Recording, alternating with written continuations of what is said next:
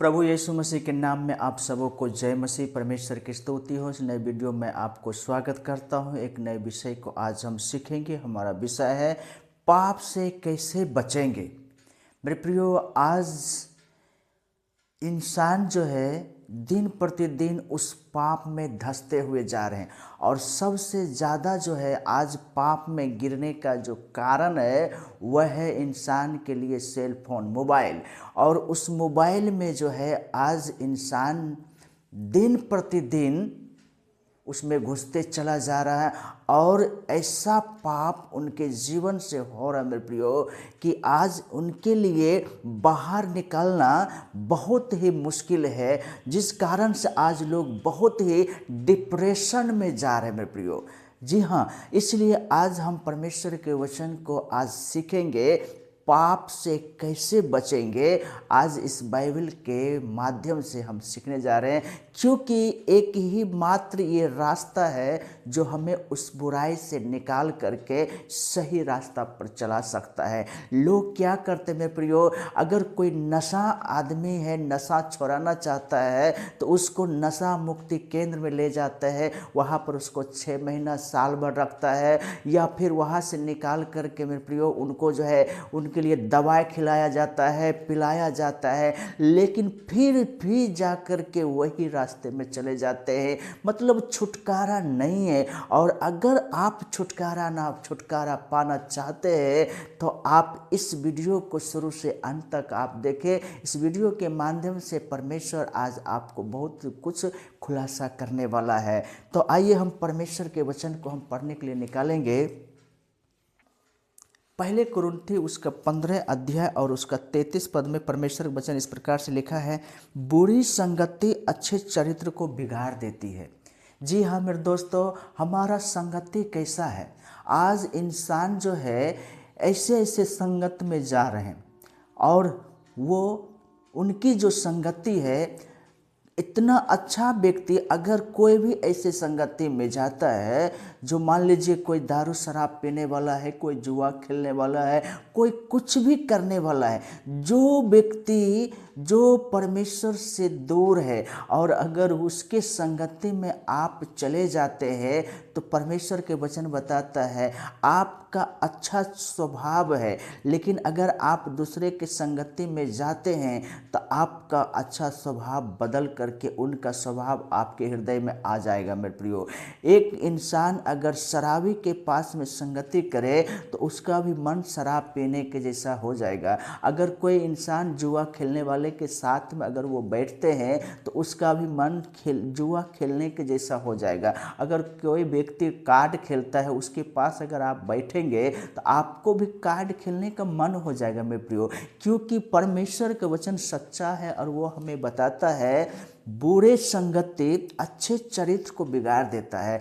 इसलिए आपको हमें परमेश्वर के वचन बताता सावधानी से आपको इस संसार में जीवन को जीना है। अगर आपने प्रभु यीशु मसीह में विश्वास किया, प्रभु यीशु मसीह अपना छाप आपके हृदय में छोड़ा है, तो आपको ऐसा संगति करना है जो परमेश्वर के वचन से बात करता हो, परमेश्वर के संगति में उठता बैठता हो। अगर आप उसके संगति में आप रहते हैं तो आपका कल्याण हो सकता है मेरे प्रियो। ये नहीं कहता हूँ कि आप संसार में हैं तो उन लोगों से बिल्कुल अलग हो जाइए, अलग होने की बात नहीं है। कुछ लोग ये सोचता है क्या मैं पहाड़ पर चले जाऊँ, क्या मैं साधु संत बन जाऊँ। मेरे प्रियो नहीं, आपको अपने ही घर में रहना है, लेकिन संसार से अलग होकर के।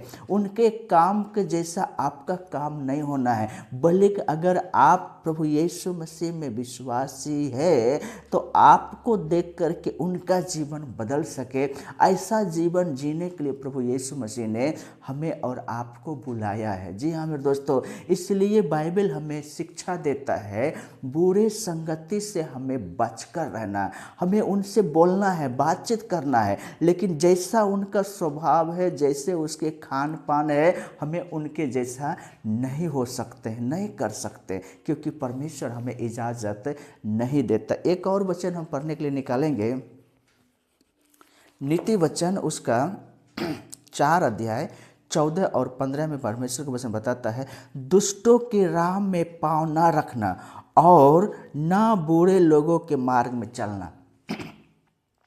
परमेश्वर के वचन साफ बताता है, आप प्रभु यीशु के लोग हैं। प्रभु यीशु मसीह के आत्मा आप में वास करता है।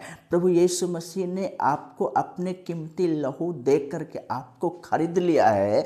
तो परमेश्वर बताता है, दुष्टों की राह पर आपको नहीं चलना है और ना बुरे लोगों के मार्ग में जाना है। जी हाँ मेरे दोस्तों, पाँव भी ना रखना, बाइबल हमें सिखाता है दुष्टों के मार्ग में पाँव भी ना रखना और बुरे लोगों के मार्ग में बिल्कुल नहीं चलना है। जैसा वो मान लीजिए आपका दोस्त है, आपका परम मित्र है, लेकिन अगर वो आपके जैसा उनका व्यवहार नहीं है तो आप उनसे बातचीत कर सकते हैं, लेकिन आप उनके संगति में नहीं जाना मेरे प्रियो, नहीं तो वो आपको बर्बाद करके रख देगा। मीका की किताब जब 7 अध्याय को 5 पद में पढ़ेंगे तो बाइबल हमें सिखाता है, मित्र पर भी भरोसा न रखना और ना ही परम मित्र पर भी विश्वास करना, यहाँ तक कि अपने अर्धांगिनी को भी उनके साथ सोच विचार करके संभल करके बात करना।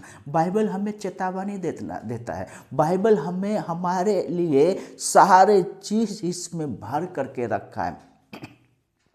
इसलिए मेरे प्रियो, हमें सावधान हो करके इसी संसार में इन्हीं लोगों के साथ में हमें रहना है। जैसे हमारे मुंह में 32 दांत है, उसके अंदर में जीभ है, लेकिन वो जीभ जो है मेरे प्रियो, अगर थोड़ी सी इधर उधर होगा तो कट सकता है। इसलिए वो जीभ जो है 32 दांतों के बीच में सावधान रहता है। उसी प्रकार से हमको और आपको सतर्क होकर रहना है। बुरे संगति में हमें फंसना नहीं है, जाना नहीं है। किस पर विश्वास करना, किस पर भरोसा रखना, किसके साथ कैसा हमें बोलना है, ये चीज़ को भी हमें सोच समझ करके परमेश्वर के वचन हमें बताता है करने के लिए। और 15 पद में बोलता है, उसे छोड़ दे, उसके पास से भी ना चल, उसके निकट से मुड़कर आगे बढ़ जा। जी हाँ मेरे दोस्तों, परमेश्वर का वचन बताता है, अगर वो दोस्त सही नहीं है, उसके खाने पीने की आदत अलग है और बाइबल हमें बताता है उसके साथ आप मत चलिए, उसके साथ आप उठना बैठना छोड़ दीजिए, क्योंकि वो संसार में वो जो मन होता है वो खाते पीते हैं, जो मन होता है वो करते हैं, जो मन होता है बोलते हैं। लेकिन परमेश्वर हमें और आपको ऐसा करने के लिए, ऐसा बोलने के लिए, ऐसा चीज़ खाने के लिए इजाज़त नहीं देता है। इसलिए परमेश्वर का वचन हमें बताता है, दुष्टों का राह में पाँव न रखना और बुरे लोगों के मार्ग में ना चलना, और उसे छोड़ दे, उसके पास से भी ना चल, उसके निकट से मुड़कर आगे बढ़ जाइए। मेरे दोस्तों, अगर ऐसा आप करते हैं, आप इसी संसार में परमेश्वर के लिए आप एक सही व्यक्ति बन सकते हैं और परमेश्वर आपसे प्रसन्न होगा। इसलिए ये दुनिया पाप से भरा हुआ है और उसी दुनिया में हम और आप रह रहे हैं, और बाइबल हमें नियम की किताब है, ये हमें बार बार चेतावनी देता है। इसलिए इससे हम और आप जुड़ करके रहना है। ये हमारे आपके लिए बहुत ही महत्वपूर्ण है। ये हमारा मार्गदर्शक है, ये हमारे रास्ता दिखा सकता है, किसके साथ हमें रहना है और किसके साथ नहीं रहना, किसके साथ हम कौन से बात करना है, ये हमें बताता है मेरे प्रियो।